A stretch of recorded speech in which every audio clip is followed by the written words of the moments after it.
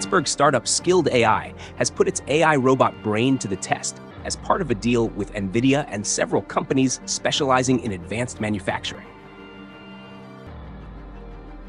In partnership with electronics manufacturer Foxconn, Skild AI will deploy its AI model on the robotic assembly lines that build Nvidia's Blackwell GPU server systems in Houston. As the assembly starts, you can see the sheer coordination of the Skild brain, which is actually a massive foundation model trained to understand the physical world.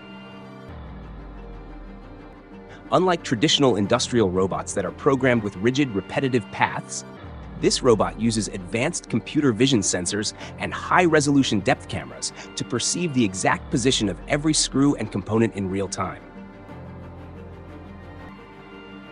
This allows it to adapt to slight variations.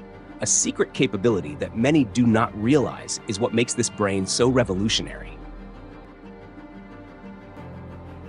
The processor driving this entire operation is an onboard edge AI unit that allows the robot to make split-second decisions without needing a constant tether to a remote server.